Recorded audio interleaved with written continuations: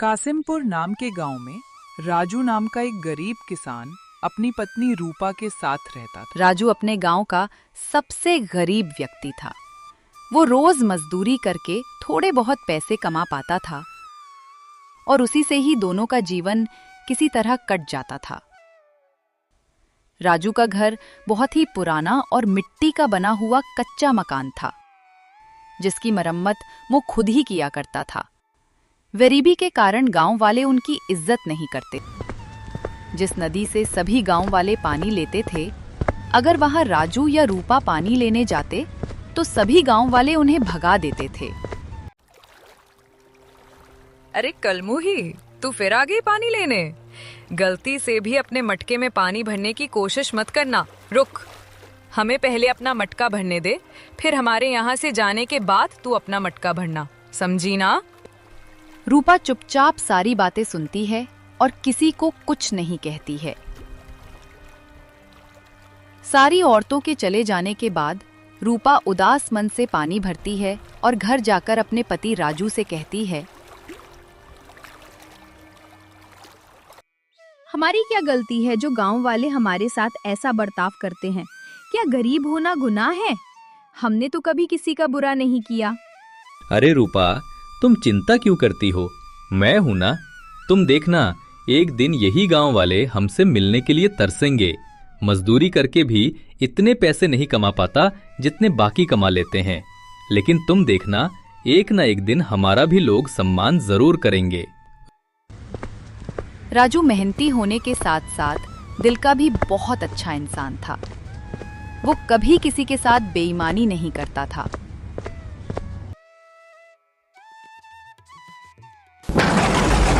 बारिश का मौसम होने के कारण एक रात आंधी के साथ साथ बहुत जोरों की बारिश हुई। राजू का घर कच्चा होने के कारण राजू को बहुत डर लगने लगा कि तूफान के साथ घर की छत उड़ ना जाए। रूपा, बाहर बहुत जोरों की तूफान के साथ साथ बारिश हो रही है। मुझे लगता है हमारे घर की छत ज्यादा देर तक नहीं टिक पाएगी। मैं बोल रही थी, हमारे पास जो भी जरूरी सामान है ना, उसे हम एक बोरी में भरकर आपके भैया बोला लाल के यहाँ दे आते हैं। हाँ हाँ, तुम सही बोल रही हो। चलो जल्दी जल्दी हमारे जरूरत के सामान को एक बोरी में भर देते हैं, फिर भैया के यहाँ चलेंगे। राजाजू और उसकी पत्नी कुछ जरूरी सामान को एक बोरी में भरकर कुछ दूर अपने भाई के घर जाने लगते हैं। राजू के भाई का घर पक्का मकान था।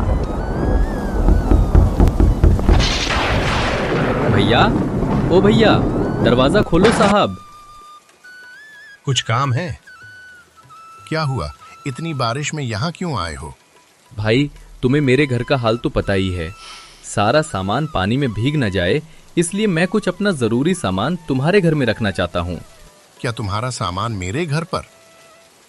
नहीं नहीं नहीं, मेरी पत्नी मुझे बहुत डांटेगी। तुम जाओ, अपने घर में ही रहो। राजू का भाई गुस्से में अपने घर पर अंदर चला गया। राजू और रूपा दोनों दुखी होकर अपने घर लौट जाते हैं।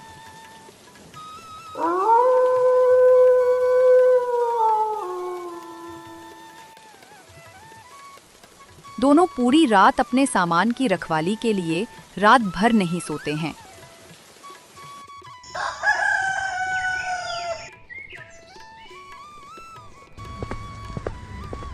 सुबह होते अब तक बारिश बंद हो चुकी थी, मगर राजू को कोई काम नहीं मिल रहा था।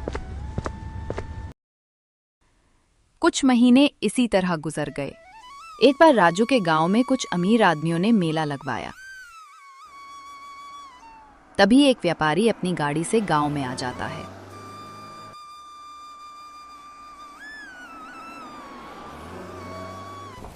मगर अचानक तेज बारिश के सबब उसकी गाड़ी कीचड़ में फंस जाती है। व्यापारी ने गाड़ी निकालने की बहुत कोशिश की, लेकिन कामयाब नहीं हुआ। तभी वहां से कुछ गांव वाले गुजर रहे थे। व्यापारी ने उनसे मदद मांगी। क्या आप मेरी गाड़ी को निकालने में मदद करोगे? प्लीज। नहीं नहीं नहीं नहीं, बारिश बहुत तेज हो रही है।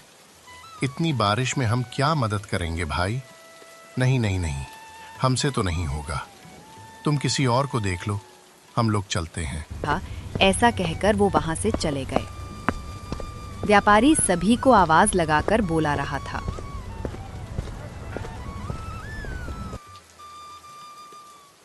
भाइयों मेरी मदद करो, मेरी मदद करो। अरे भाई कोई है क्या आसपास?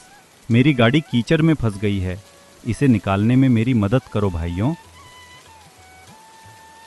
लेकिन सभी गांव वाले उसकी मदद करने से इनकार कर रहे थे। तभी राजू काम की तलाश से मायूस होकर उसी रास्ते से घर लौट रहा था। उसने व्यापारी को मदद के लिए आवाज लगाते देखा और गाड़ी के पास आया। क्या मैं आपकी गाड़ी निकालने में कुछ मदद कर सकता हूँ? हाँ हाँ बिल्कुल भाई, बिल्कुल बिल्कुल। मैं तो तभी से लोगों को मदद के लिए आवाज़ दे रहा हूँ, कोई मदद करने को तैयार ही नहीं है। ऊपर से ये भारी बारिश ने दिमाग खराब कर रखा है। अच्छा, मैं गाड़ी के अंदर बैठकर गाड़ी को आगे बढ़ाने का प्रयास करता हूँ। तुम गाड़ी को पीछे से धक्का देने की कोशिश करो।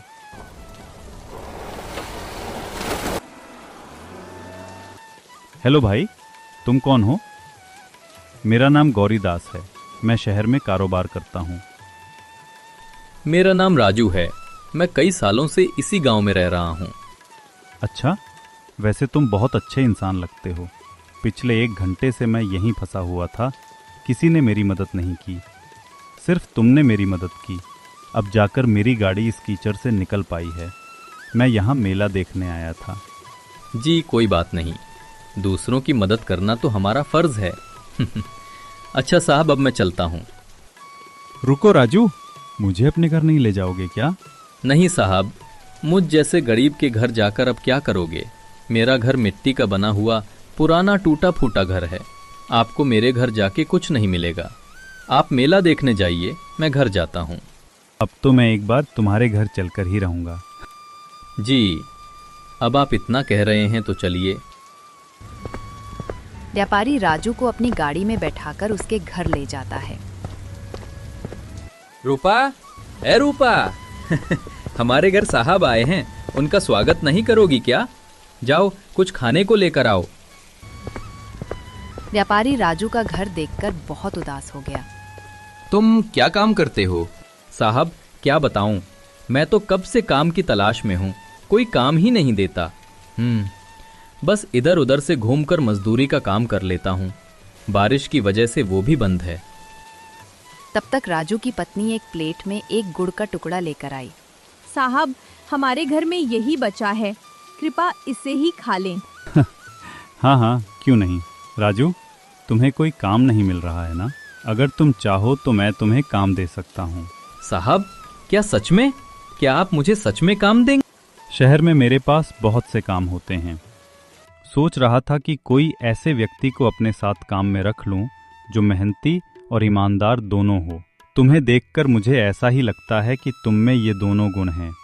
साहब कैसा काम करना होगा, कहाँ काम करना होगा, आप ये सब मुझे बता दीजिए, मैं आपके साथ काम करने के लिए तैयार हूँ।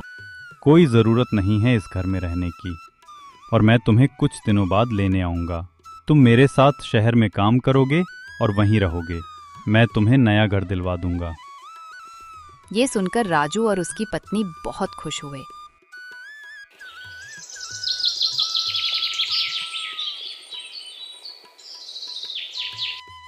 राजू ने ये खबर पूरे गांव में सुनाई, पर गांव वालों को यकीन नहीं हुआ।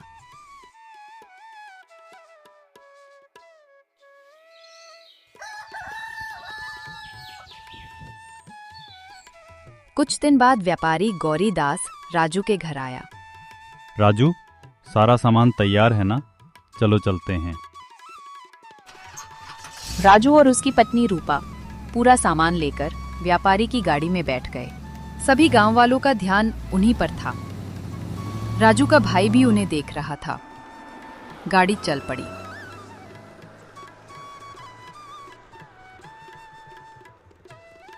व्यापारी गौरीदास राजू और उसकी पत्नी रूपा को शहर लेकर आ गया। उसके बाद इन दोनों को रहने के लिए एक अच्छा सा घर दे दिया। राजू सारे काम अच्छे से समझ गया था। अब वो व्यापारी के साथ काम करने लगा और राजू का घर बहुत सुंदर था। अब राजू बहुत अच्छे खासे पैसे कमा लेता था। धीरे धीरे करके राजू और उसके घर को देखने उसके गांव वाले शहर आने लगे थे। जिस भाई ने राजू का सामान को रखने से मना कर दिया था, अब वो राजू को भाई भाई कहता नहीं, थकता था। राजू ने ईमानदारी और मेहनत के बल पर सब कुछ पा लिया।